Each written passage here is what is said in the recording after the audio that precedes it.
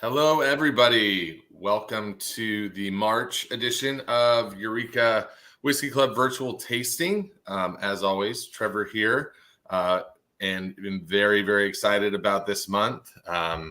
It is the wonderful time of year that we release our first single barrel pick, and this is the whiskey that kind of started it all. The club was birthed out of COVID, and we were sitting on quite a bit of Weller single barrel 107 picks and wanted a way to get some cash for the company. And we started selling these. And this is kind of full circle. Here we are, 4 years later. And we are now, once again, bringing you a new Weller 107 pick, and hopefully everyone got their bottles. So a little bit of housekeeping as always before we dive in here. We did release some special releases for 1+ year members. So if you've been a member of the club 1 year or more, last Saturday we released a Blanton's single barrel pick. We released, we had some extra Weller 107 that was released, and then we had a couple Blue Run picks, Blue Run chosen barrel strength store picks that were released to those members. Now, if you haven't been in the club 1 year or more, starting this Saturday, we will be releasing those to all active members. So if the restaurants have any left that was not purchased by 1+ year members, those will be made available to all active members. So if you've been a member for a year or more and you want to get those bottles, you have until Saturday until they're open to everybody else. So do what you need to do. And then before we introduce our esteemed guest, we do have a couple prizes to give away tonight. We will be giving away another bottle of Weller 107 signed by Danny Kahn himself. So, without further ado, Danny, am I pronouncing your last name correctly? I'm so sorry. I didn't ask beforehand. You nailed it. Perfect. Okay, awesome. So Danny is the Master Distiller and Distillation Aging Operations Director for Sazerac. And Danny, tell us a little bit about yourself and kind of what your day-to-day responsibilities are in your role. Geez, so we talked about how much time we had today. That's going to suck it all up right there. So I feel very fortunate. First of all, thank you for having me. I love what you do. And maybe one of these days when I'm back in my homeland, I can come down and visit y'all. But thank you for having me very much. So to back up a little bit, I started with Sazerac as a master distiller of Barton 1792 in 2018. And about a year and a half ago, I took over this role where I oversee Buffalo Trace, Barton 1792, our Collingwood, Canada, that's Collingwood, Ontario operations, and some other warehousing operations. And I also guide and consult our India operations, which are Paul John distilleries. So I have my hands in all of that, and the master distillers report to me, and I help them make great whiskeys and give them challenges and try to make more and be efficient and safe and all those things that we do in a distillery. So it's a lot. And, although I don't get to sit around and drink bourbon all day, that would be hard to do.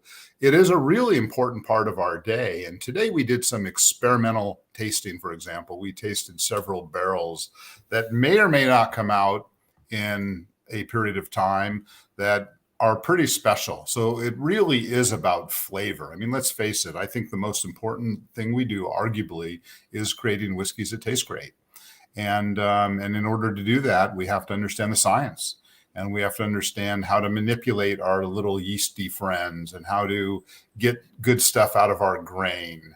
We're going to be talking a little bit about Weller, and a big part of Weller is its grain bill, and some of the things that we do in the cooking process are a little different. I think they separate us. They put us a little bit different than some of our other people. So, not getting much into the day-to-day, but important to note, before I made bourbon, I made beer professionally for a long time.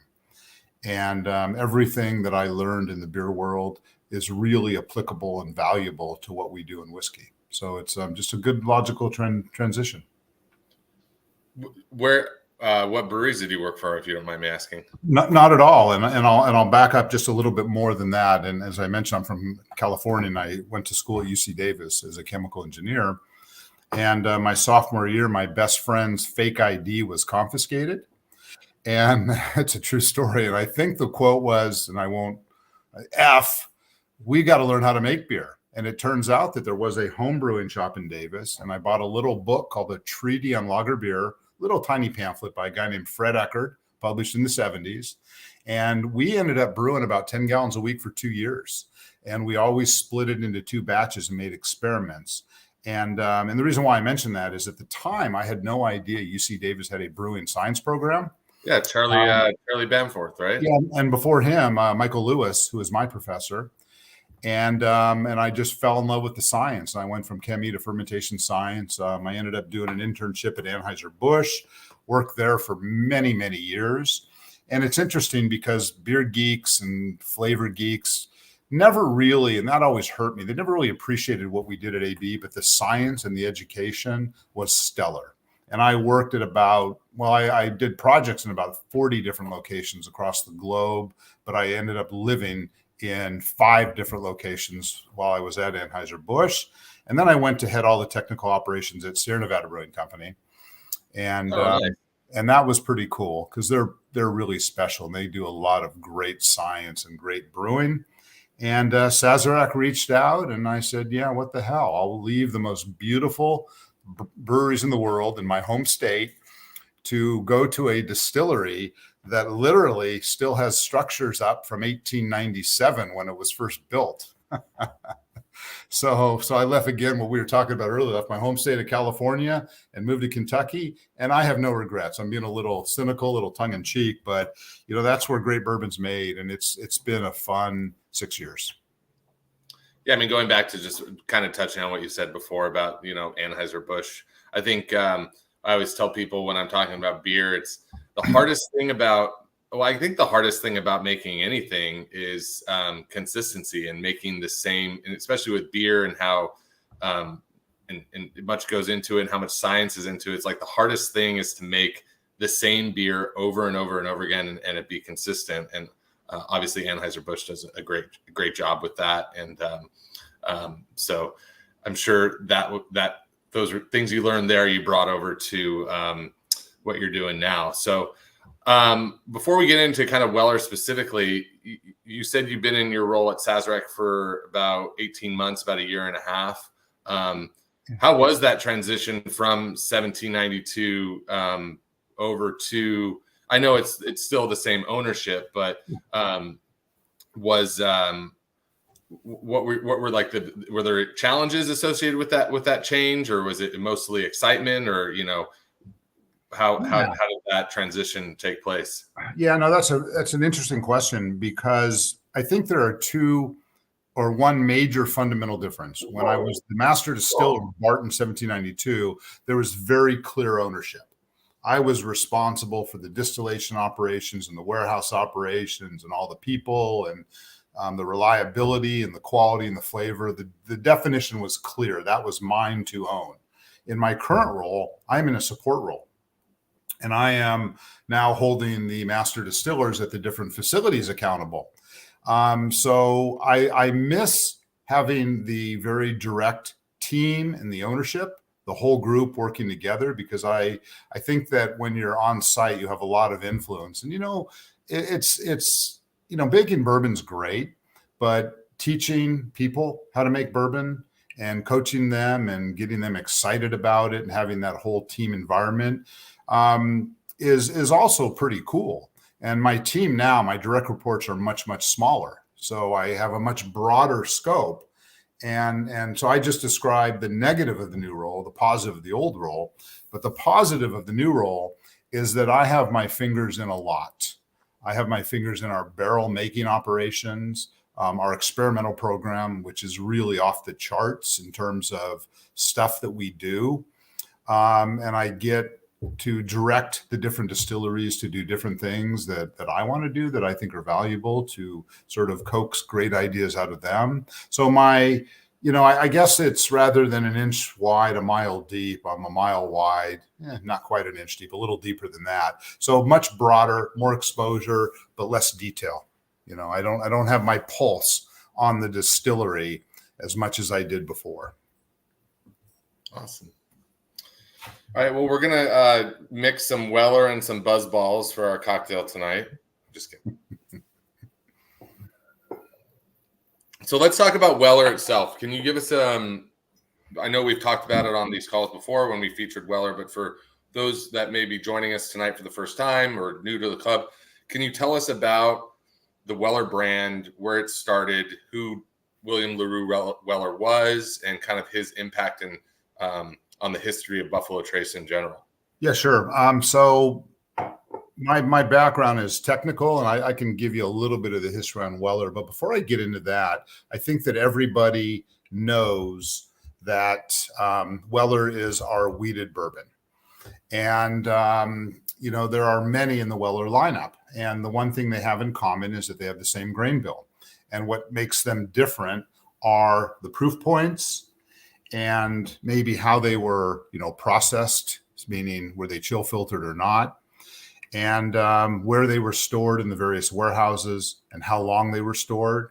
So those, it's interesting because you have one grain bill, and it's not like you're making the same product and putting it in 5 or 6 different packages. There are very distinct differences based on the age, based on the proof, based on where they were stored. And, just a little bit on flavor in general. And when we're talking about wheated whiskey, but grain bill is one of the most important levers I get to pull to create flavor. In my mind, the most important is fermentation. Behind that, it's barrel aging, which speaks to how the barrel was prepped, as well as what conditions it was stored in. And then after that, I would probably put the grain bill. And the two things about wheat that I would love this audience to understand are that, wheat has a very subtle, biscuity, bready type flavor. But then the other thing about a wheated bourbon that I don't hear people talking about very much, but I think that comparing it to a rye bourbon, the absence of rye is possibly more important than the presence of wheat. And what I mean by that is rye is spicy and powerful and dominant. And it's kind of like if you're in a room, a small room with a few people, if you've got one loud, obnoxious person in the room. By the way, I like loud, obnoxious sometimes. I like rye a lot. But if you've got one loud, obnoxious person in the room, you don't really know who's in the room. But when that person leaves, you get a better understanding of other stuff that's going on. So when you move the rye, you start to really notice the subtleties of how the barrel aging is working, the subtleties of how the fermentation characters are oxidizing. So it's not just the flavor of the wheat, but it's the stuff that it doesn't cover up because there's no rye there. So that's a really important difference. But when we talk about the history a little bit, William LaRue Weller, he was born in the early 1800s. I think it was around 1820, 1825. And, he really was considered to be one of the early pioneers in Kentucky. One of his historical bits of importance was he did serve in the Mexican-American War in the 1840s. And when he returned to Louisville, he actually opened a wholesale liquor business. And what's really interesting too, William LaRue Weller, that's really hard to say, by the way, and Pappy, which is of course a coveted wheated bourbon as well, but they were linked. And it was in the late or the early 1890s where Julian Van Winkle joined Weller and Sons Group as a salesman. So they had an early partnership in the whiskey business back then. And, today, it continues. It's all distilled and stored at Buffalo Trace's distillery. And, that's kind of it. I'm not, up to speed on all the history there. You need Freddie for that. But we've had Freddie on before. He's a good guy. I'll tell you a quick, interesting story about Freddie. But when I'm walking around the distillery, if I bump into him, it's 10 minutes easy, maybe 15. And there was one time where I was in a big hurry, and I came around the corner, and there was Freddie, and I turned and ran the other way, and I went all the way around the building because I was in a big hurry, and I didn't have the heart to tell him no. And he later found out about that. Well, I'm sure he made up for it the next time he spoke to you. He added the time that you avoided the first time, I'm sure. Yeah, probably so. But he's a good guy. He really Freddie's the best. So you mentioned the mash bill. So can you tell us now? Does Buffalo Trace do you guys disclose the exact mash bill for Weller? We don't. We are really under strict guidelines not to. And I wish we could, because it's not like someone's going to have our grain bill and then be able to make Weller. Yeah. That's so it's corn, wheat, and malted barley, right? There's no rye. That's correct. No rye. Got it. And then it's higher. So when we talk about wheated bourbons versus regular bourbon, so as our members know, in order to be called bourbon, we have to have at least 51% corn in our mash bill. Now, when we say a wheated bourbon, is there, in your opinion, is there a threshold? Like, to call something a wheated bourbon, what percentage of the mash bill do you feel needs to be wheat?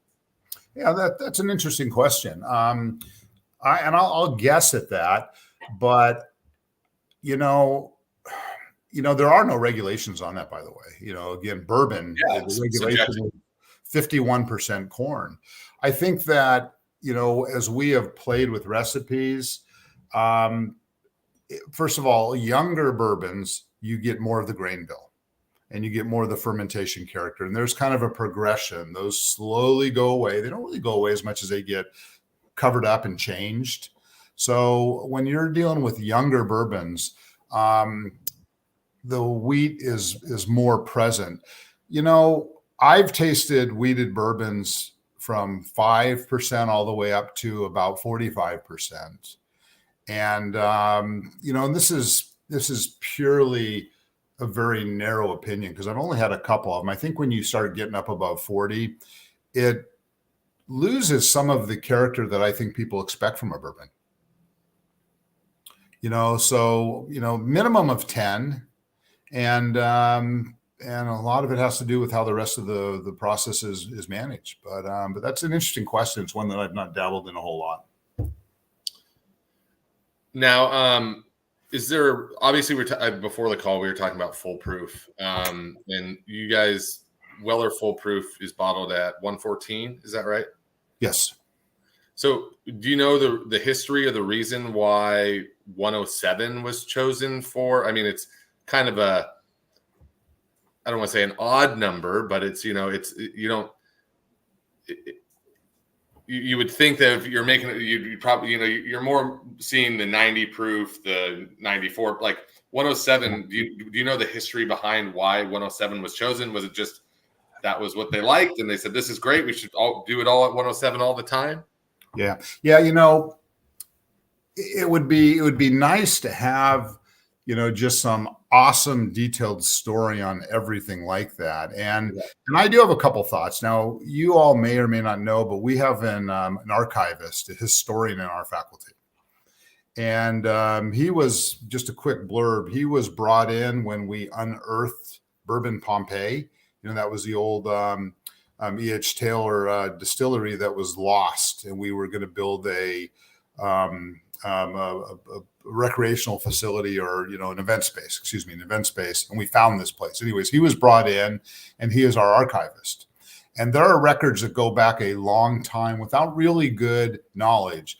But I have always told people, and I never really linked it to Weller until probably about a month ago, but for me, there is, generally speaking, a sweet spot in terms of where I like the proof of my whiskey. And it typically is about, and I'm not just saying this because we're at 107, but I've always told people between 105 and 110 is a sweet spot for me. So when I'm drinking William LaRue Weller, now some of them are lower proof, some of them are 130. They've been as high, I think, as low 140s years back. I prefer to cut them a little bit because more flavor to me is detected at a lower proof. Now, I don't like going lower than that, but to me, that's the sweet spot. And our records indicate that, people liked it better at that proof. I wish I had a more detailed story for you, but I think it's a sweet spot. And by the way, a really good exercise, if you have a higher proof whiskey, you can also do it with Weller full proof, but try it at 114, cut it to 107, go to 90, and you can really see the differences. And they really express themselves as totally different bourbons. You would not think they're the same based on the same heavy juice cut to different proofs. It's really quite amazing. Yeah, I was listening to an interview that you did this past week in prep for this call, and you were saying that, maybe I misunderstood, but you said that you guys, when you're tasting at the distillery, you cut everything down to, is it 80 proof? Did you cut everything down to 40 or 40 proof? 40 proof, yeah. Yeah, 40 proof. So we do that mostly because at lower proofs, you can pick up more subtle notes and you can pick up off notes more at lower proof. Now, the whiskey is not as enjoyable. I mean, I never cut whiskey to that proof when I'm drinking it at home. Yeah. But if we're creating a new recipe, we will certainly proof it up to the proof points that we want to sell it at.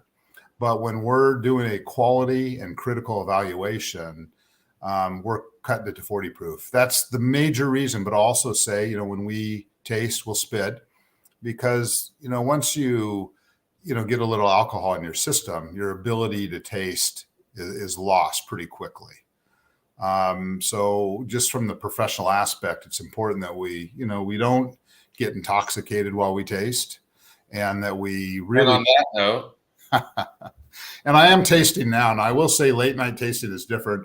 This is not cut to 40 proof. This is 107 proof. Now, one other thing that I'll share on that is that when whiskey's a little bit diluted, you hear a lot of Scotch people talk about a couple drops. I'm not sure a couple drops does much, but most Scotches are 80 proof. So a couple drops are going to go a lot further than something that's 130 proof. But by diluting the whiskey, all of these molecules that interact with each other, their affinity for one another changes, and you get these compounds called surfactants. And when they're more separated, they actually become more volatile. So there is a reason why things can be tasted more clearly at a slightly lower proof. And again, when I say 105 to 110, that's my personal preference. I know a lot of people that love it out of the barrel. I do too on occasion, but most of the time I like about 105 to 110 proof. Yeah, I'm with you. I mean, I think I like cask strength whiskey. Don't get me wrong, but if I'm like evaluating something, I think I'm probably even lower. I'm probably 100 to 105 proof is my desired range. But I can throw down 130 proof, but if the occasion calls for it, but I'll most likely put it on a cube or proof it down a little bit. So speaking of tasting and kind of evaluating barrels as part of your job, I always find it fascinating, because the Weller brand is, the same mash bill, correct, for all the Wellers? Yes. Maybe CYPD is. Except for Daniel LaRue or Daniel Weller. That one's different. Got it. It uses a heritage wheat that's totally different. But yeah, all the others are the same mash bill. So are there certain flavor profiles that you look for 107 specifically when selecting barrels for that label? And if so, what are they? Yeah. So when we select also for 107, there's a kind of an average warehouse elevation we want it to be at. Higher in the warehouse tends to be warmer, a little drier. Things mature a little bit faster. So we're looking for, a particular range. But what we're looking for are, a little bit of caramel, which is mostly, the barrel aging process. There's a distinct fruity note that we're looking for. And that fruity note tends to be, sort of dried, dark, dark fruit, cherries. When some of the fermentation notes start to age and get oxidized, they tend to get a little bit concentrated. And I generally refer to them as stone fruits, dried apricots, dried cherries. Even you put a little bit of figs in that category. We get a little bit of the baking spices, a little bit of vanilla. And, it's meant to be somewhat soft, and that speaks to the wheat component. And we also are really looking for a certain amount of texture. We want that flavor to last and hang around for a while and not be sharp and hot, but be soft and sort of viscous. Not really creamy, but from a textural standpoint, that's kind of it. And sort of when I taste whiskey, it's always you look at it. What is it visually? That tells you something. But I'll sniff it, 20 times for probably every sip. So I'm looking at aroma, most importantly. I'm looking at flavor, but then also finish. And finish is that tactile sensation, and that's a big part of the Weller lineup. It tends to be, I think, a little softer, in part because of the rye, but also in part because we distill it a little bit differently, and we're trying to keep some of that texture. Awesome. All right. Well, let's. I know you probably don't have our barrel picks, but I'm assuming you have some Weller 107 in front of you or close by. So I think we purchased. I think it was anywhere from 6 to 8 barrels. I think this one was nice. Closer to 6. So I have barrel number 145, but I think there were about 6 to 8 different variants. So as always in the chat, we recommend during our tasting that you comment the barrel that you have and what you're tasting. So I'll be tasting 105 as my dog is barking at nothing in the background. Usually my wife's in the other room to make sure things are undisturbed, but she's out to dinner with my son right now. So I have barrel 145. So go ahead and comment what barrel you have, what you're tasting, and so on and so forth. So the tasting notes I have on your tasting cards this month were kind of just generic Weller 107 notes, just because every barrel, as we know, is going to vary slightly depending on where in the rickhouse it is, and every barrel is slightly different. So somebody popped over a question: what's the sweet spot on age? And I'd like to comment on that a little bit. It's interesting. Yeah, we always talk about age, and that's kind of the wrong thing to talk about, but we do because it's tangible. And the best example of that is, when I look at my 2 kids, when they were both 10 years old, for example, one of them was a hell of a lot more mature than the other. They were both 10 years old, but they had very different levels of maturity. And the same thing happens to whiskey. So in general, I will still speak to age. I generally like, and this is such a hard question, but if you're middle of the rickhouse, I generally like wheated bourbons in the 14 to 15-year-old range. I think that is the absolute sweet spot. A little more than that, they get a little oaky, and I think they overpower. On my rye bourbons, I tend to like them a little younger, because I think that there's a point where rye does not play well with oak, and I think they compete. There's spiciness and maybe a little astringency, and I think they don't play well together. But there is a really, really good exception to that, and that's Sazerac 18, which is a shockingly delicious rye whiskey, and it's 18 years old. And the reason why that works so well is that it's been stored at a much lower temperature, so you get less of that oak extraction than you would if it were higher in the rickhouse. So age is a tough thing to really talk about, because, for example, in Bardstown, first of all, Buffalo Trace, the warehouses are insulated, so they're more similar top to bottom. But in Bardstown, in the summertime, in a dirt floor warehouse, we can be 80 degrees on the bottom floor, and we can be 125 degrees at that exact same moment on the top floor. So that has a radical different impact to the way the whiskey ages. So again, tough question, but 14, 15 for wheat, 10 to 12 for rye bourbon. So what are the classic Weller 107 noses here? I know like cherry is something that pops up quite a bit. I get like some pie crust. Yeah, A little bit of nuttiness. absolutely. Those are often the types of descriptors I use for the grain bill. Little baking spice, a little bit of cinnamon is a common note that we get. Those are some of the extractions that come from part of the oak component. And I mean, we get our classic vanilla, caramel, classic bourbon notes is here as well. Let's see if anybody is. Let me peruse the comments. Barrel 309, barrel 310. Not seeing cherry, caramel, vanilla, cherry pie. A lot of cherry. I think someone's tasting two different barrels. Maybe they got mixed up.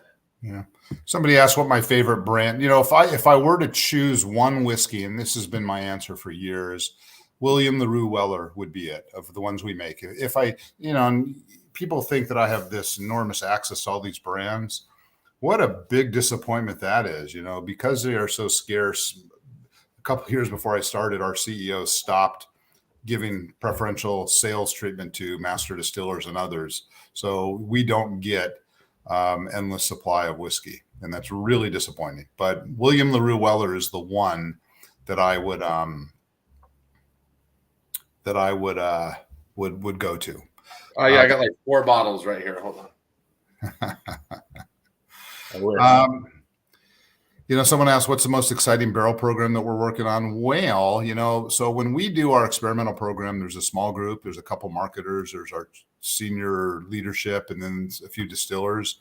We are absolutely sworn to secrecy. We're not even allowed to talk about those experiments with other people in the company if they're not directly involved. So I can't speak to a lot of specifics, but we do have an experimental warehouse where we're looking at temperature and humidity and airflows and sunlight, and we're collecting millions of data points. And that's not only helping us make the best whiskey in the future, and we also have a very cold warehouse P. And I think those temperature experiments are fascinating, and things that are coming out of there are not predicted. And, I think that years to come, we'll see some really cool stuff come out of there. Awesome. Yeah, I'll run through all these questions here at the end, just so we can. Okay, cool. We want to make sure we identify people and for the prize giveaway, but all good. Great questions. Thank you again for all our members for your engagement. It means a lot. I do have a couple more questions before we dive into the Q&A. So the expansion, right? I mean, I think it's the amount of warehouses and everything, the expansion. You guys have grown so much over the past few years. It's been absolutely insane. I guess what about the expansion makes your job easier, and what about the expansion makes your job harder? There is absolutely zero about that expansion that makes my job easier. Not a damn thing. They haven't added things that just kind of streamline processes or anything, or? Well, we're putting in updated instrumentation and better data tracking. So that actually is a plus. We've invested $1.2 billion, and not all that's distillation. Some of it's consumer experience, but we put in a new still that's been in service now for about a year. We put in new milling equipment, new grain handling equipment, some new boilers. We are still expanding.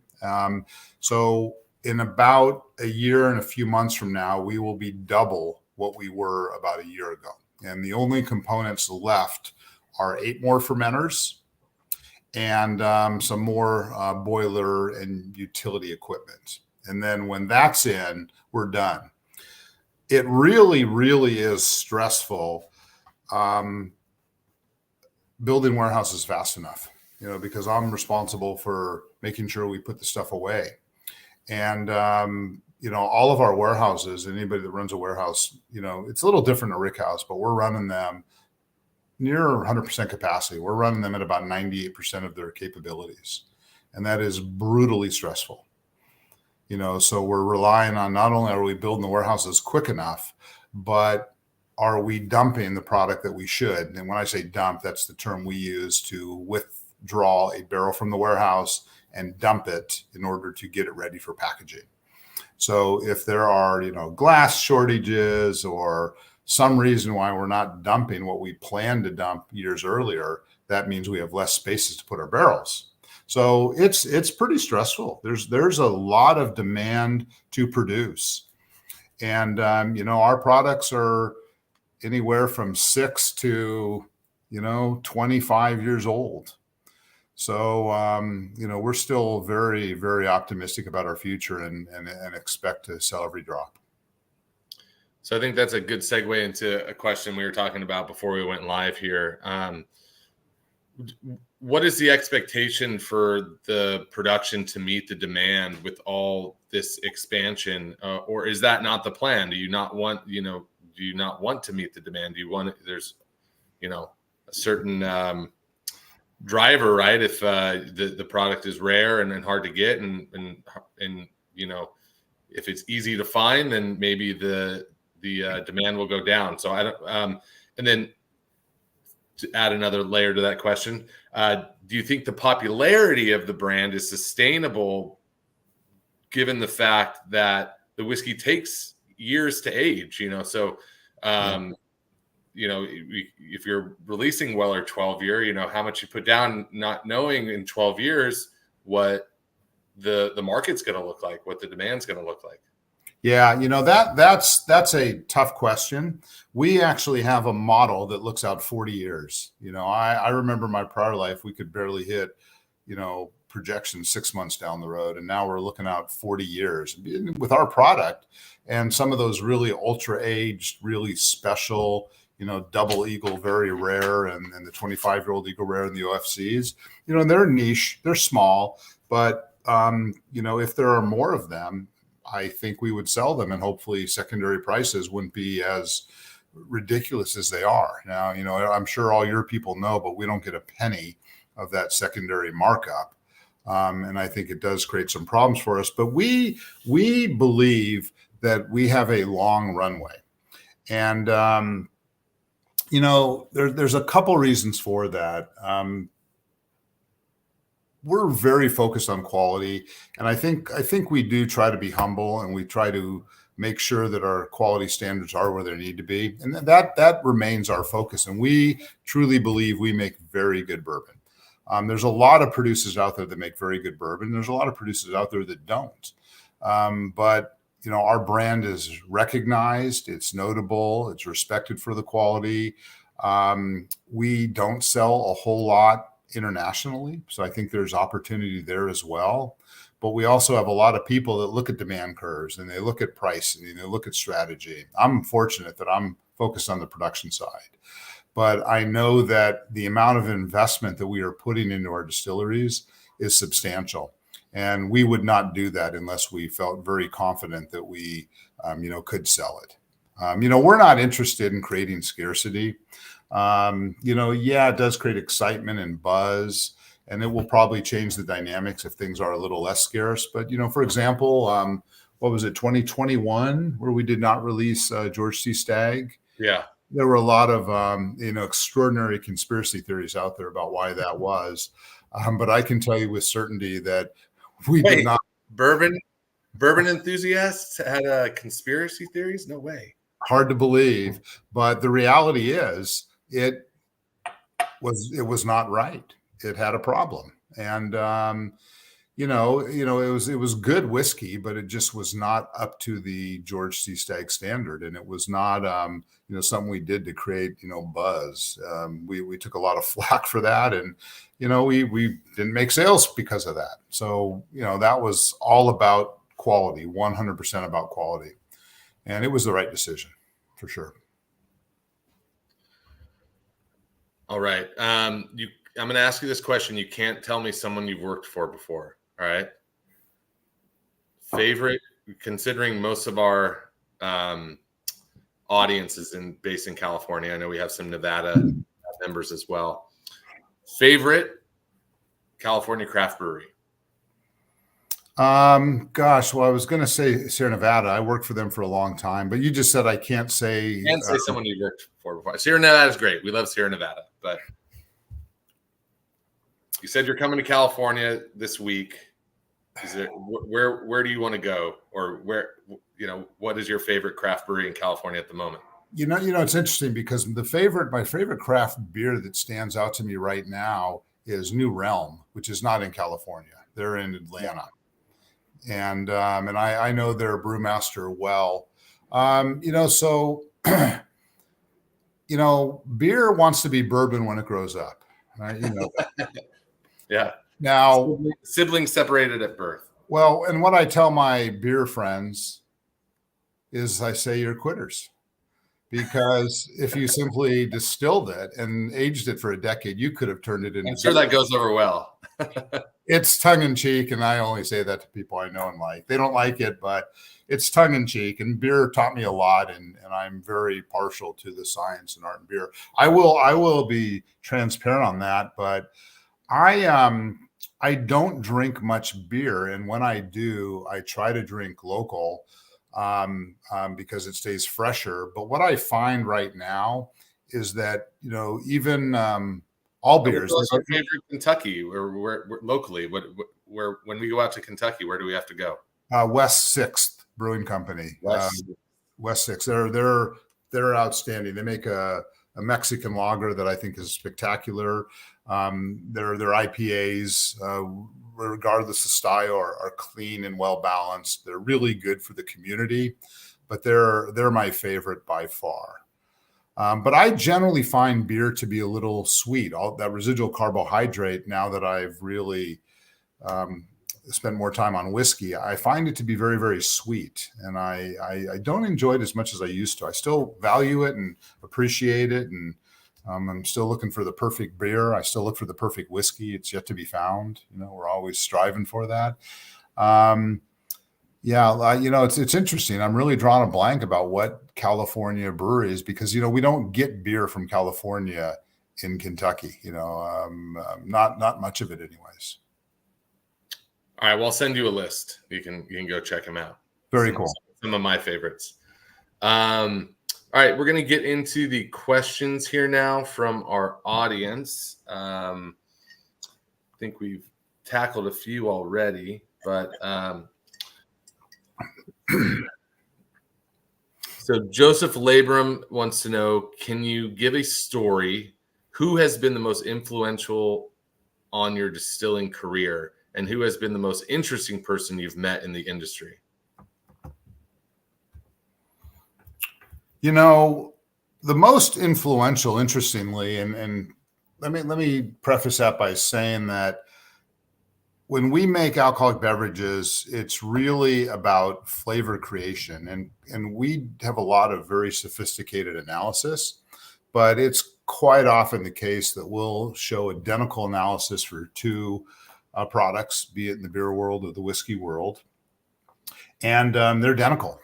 So when we detect a note, we have to say, you know what, this note is a little bit burnt. It's kind of burnt grain. So we kind of know where to look in the process. Or we have an off note as a result of fermentation, and we have to say, well, let's see what's going on. What nutrition are we giving our yeast?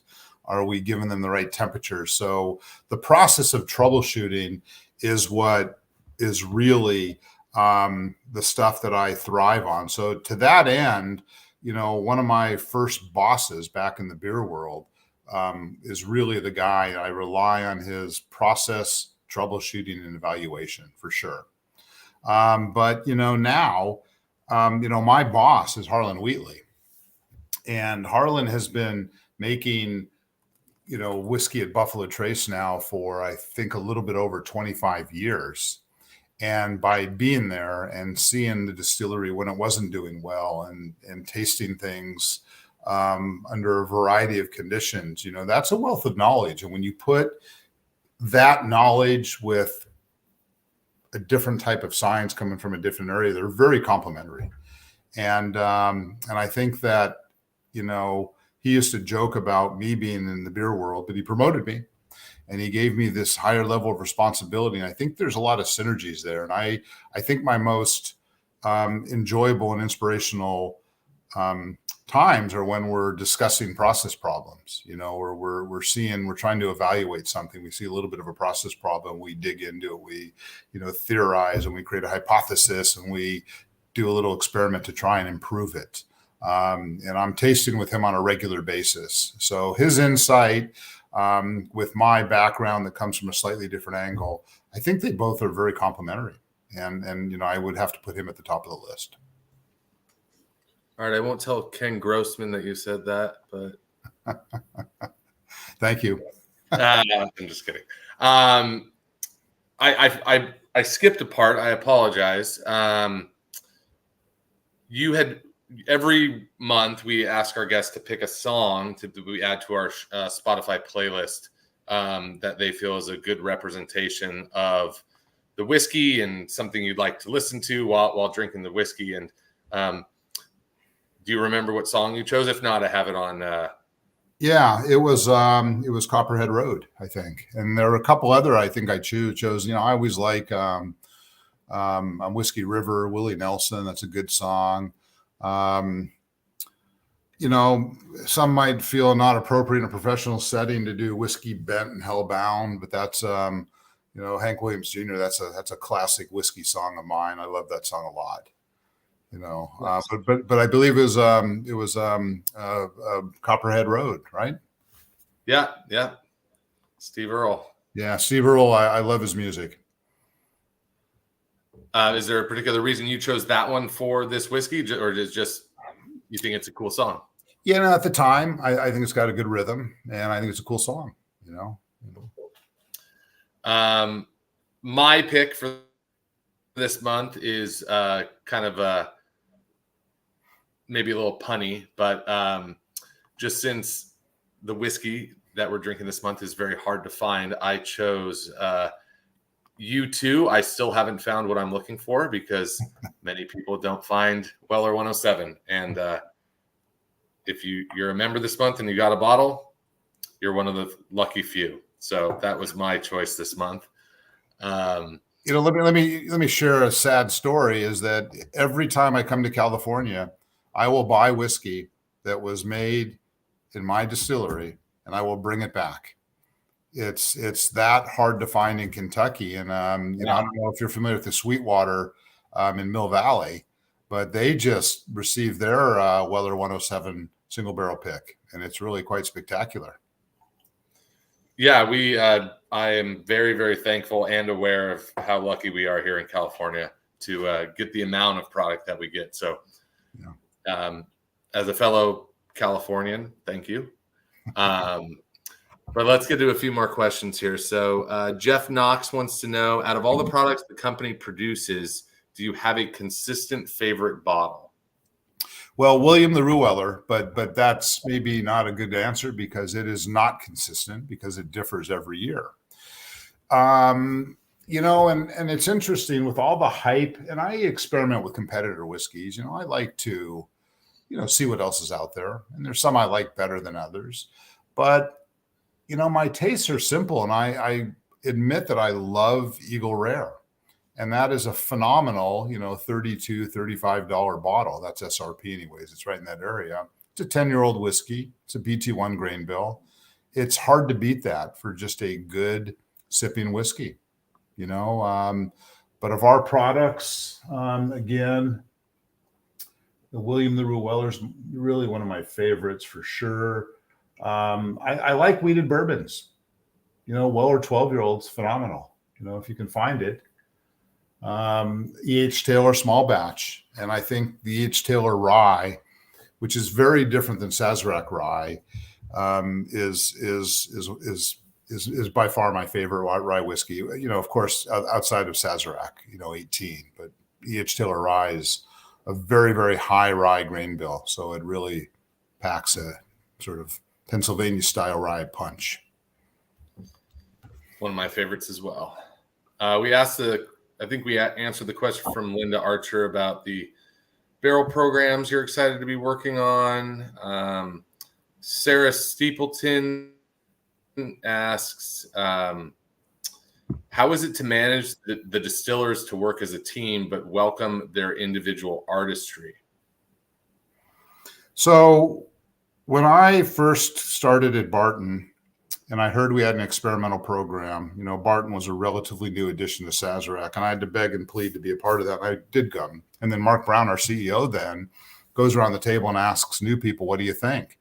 And I told him, I'm blown away. And I said, at Barton, we got to start catching up. And his comment resonates. His comment to my comment was that not only are you encouraged to experiment, it is expected, because that's where we get new products. So, in my routine, I meet with my teams and we'll have brainstorming ideas, and we'll come up with ideas on a, regular basis. And then as production allows it, we will sneak some in. And some experiments may be, how do we age them in a barrel? What things can we do to the barrel? In most experiments, if it's a failure, they can be blended away. We're not putting whiskey in old Tabasco barrels, for example. But, if you do an experiment, it's not quite right, it's still whiskey, and it's probably, okay to blend it away at a very small percentage. Some do get dumped. And we also have in our experimental program, we've got a lot of failures, and we put on the bottle failure so that we're reminded that, not everything is going to succeed. So anyways, you have brainstorming sessions, you just sort of bounce ideas, and, some ideas, if the brainstorming is right, it, an idea stimulates a new idea, and you just kind of banter. And as long as we're talking about it, people are thinking about it. And, that's how these great things come up. Sometimes they're accidents. Sometimes we see things that we didn't expect, and we say, what, let's tweak that a little bit and see what happens. So I don't know if that answers the question, but it's a process. It really is fun too. Happy accidents. Happy accidents. Yeah. Nicholas Demuth asks, what was your proudest moment within your expansive career to date? Oh my God.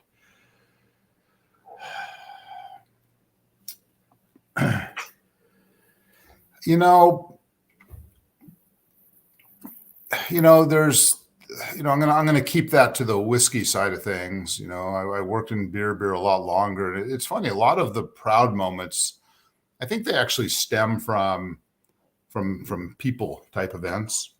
I'll speak to one that's a product, but I don't know how many people have tried Thomas S. Moore.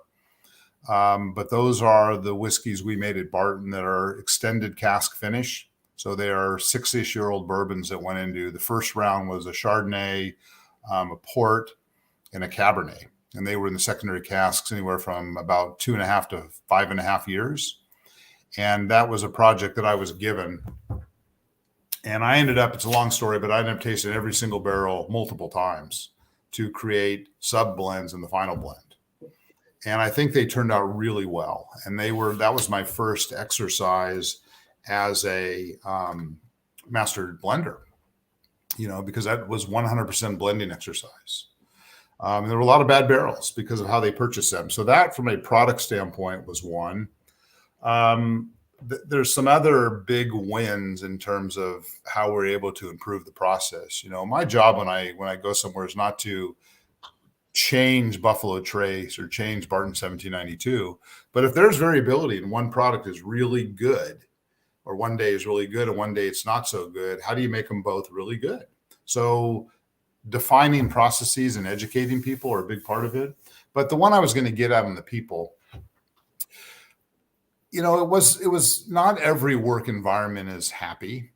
And I think it's really important to work with people that are engaged. And that's a word that's, I think, overused. But to me, engagement is, do you like your job and are you productive?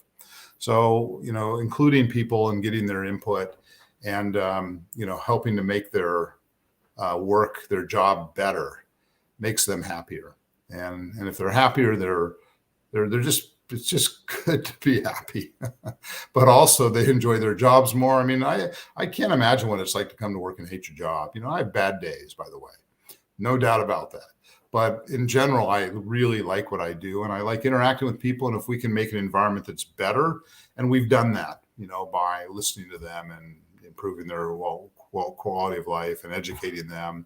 There's some really interesting stories where there are people that have been doing their job for 20 years, and they understand, how to do it, but they may not understand the why. So my theoretical knowledge and their practical knowledge is a really good synergy. And that's another really good way to build relationships. So I think the people things are most rewarding. Equipment runs or it doesn't. People are more complicated.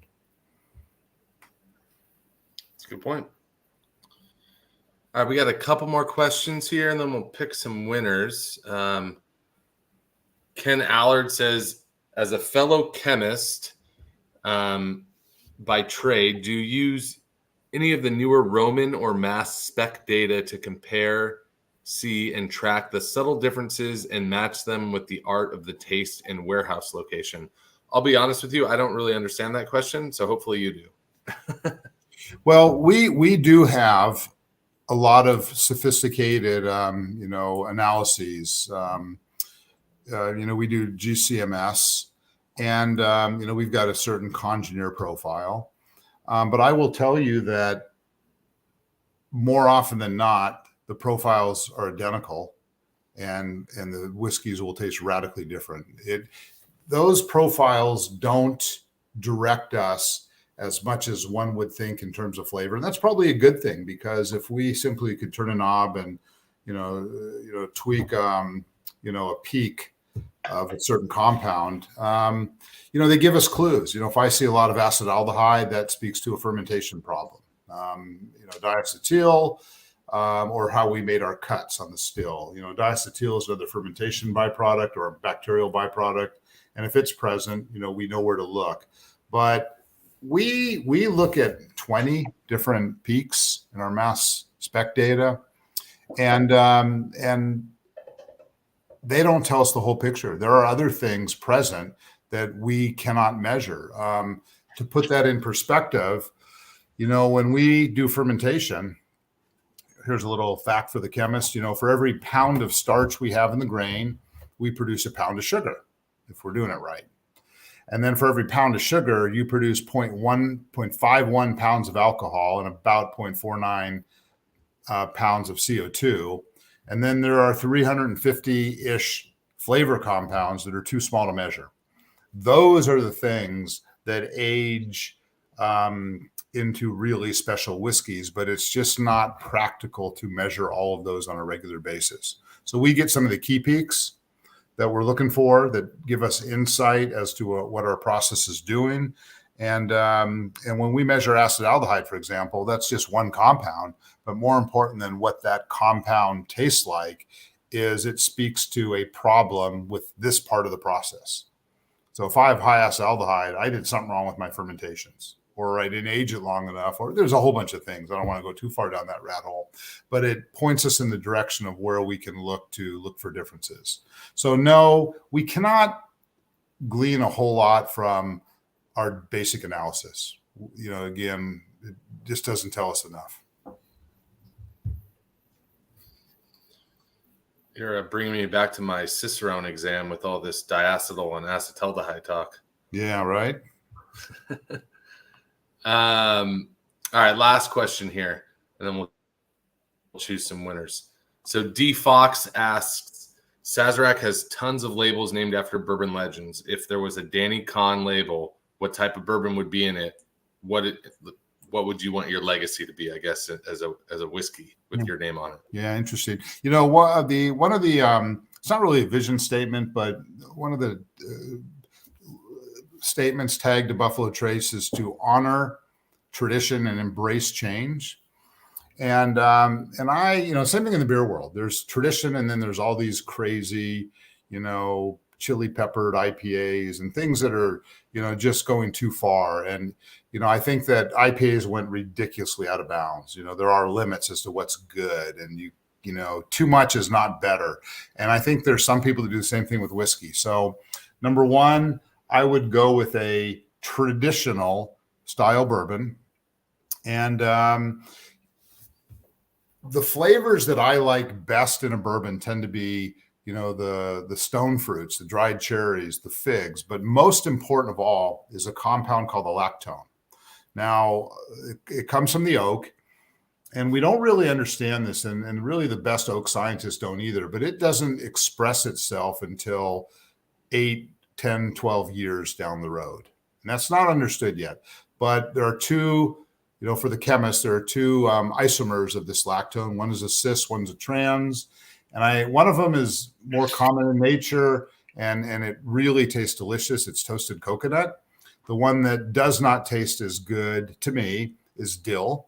So luckily, the one that's more common is this coconut. And it's not like overpowering like pina colada coconut. It's just awesome and incredible how it blends with oak and caramel.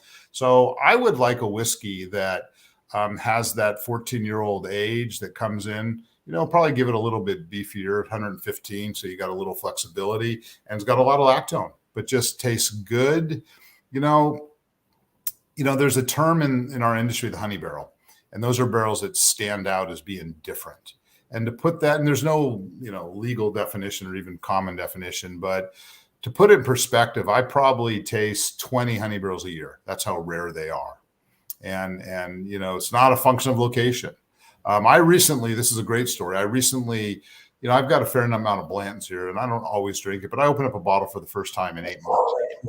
Absolutely incredible. And I thought, God, I forgot how good Blanton's was. And then it dawned on me, I think this one's unique. And I opened up a couple more that were more typical, very good, but they weren't this level of incredibleness that I still don't understand. So, the holy grail is to find the honey barrel.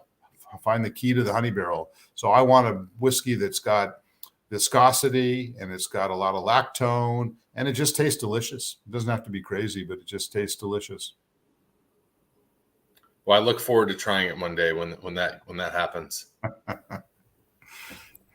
All right, let's run through these questions, and Danny, you're going to choose your favorite 2 of the night, and those will be our winners. And then we will bid farewell. So we have the question about who's been the most influential in your career.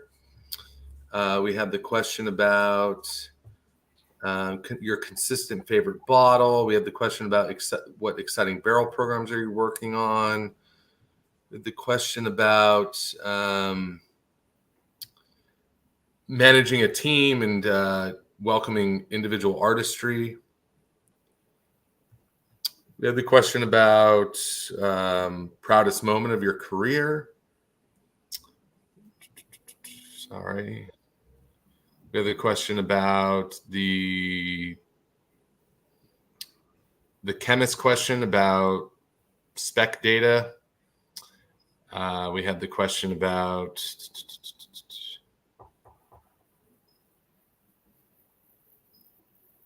sorry, give me a second here. We have the question about what your bourbon would taste like. I think that's all of them. Hold on if I missed any. I did answer the question about the perfect age. Okay, yeah. So out of those questions, what were your favorite 2 questions of the night? Wish I had more bottles. All right. The first one I'm going to say, because it has guided me in my career, was the question about who my most influential person is, and that still lingers. And hopefully, at some point, I will be influential to some of my young employees and help them along. And I think that's a great question because it's important. And the other question, because it's sort of a change in direction, I'm going to go ahead and give, even though I probably didn't satisfy their question, the chemist question. And unfortunately, we didn't get a chance to talk about that a whole lot. But we often talk about bourbon as an art or a science, and I tell people that if you hear a distiller talk about art, it means they don't know. So, and that's okay. We don't know everything, but there is science in what we do, and pursuing that and trying to understand that is what enables us to make great whiskey. And by the way, I'll add one little tidbit that nobody asked for. We pressure cook our corn here, and no one else that I'm aware of does that. But what it does is it extracts corn oils in a totally different way, and you can see it in our fermentations. We have an oil slick, resting on top of our fermentations, and because of how we pressure cook, super high temperature and moderately high pressure, we just extract more stuff from the grain. And that's a big reason why our whiskey tastes the way it does. People can't duplicate that. So anyways, there's a lot of science in what we do, and it doesn't tell us everything, but it helps give us clues. And I find that to be, between the people and understanding the science, those are the two things. So that's why I picked the influential question and the chemist question, even though that answer was probably a disappointment, but those are my two. Awesome. All right. Well, Joseph Labrum and Ken Allard, we got a couple signed bottles of Weller 107. Danny, thank you for doing that for us. We really appreciate it. And that is it. We appreciate your time, and thank you very much. And we look forward to having you on in the future. Yeah. Well, I will look you up when I'm in town, and I appreciate your interest in reaching out, and I enjoyed it. So thank you for that. Cheers. All right. Cheers.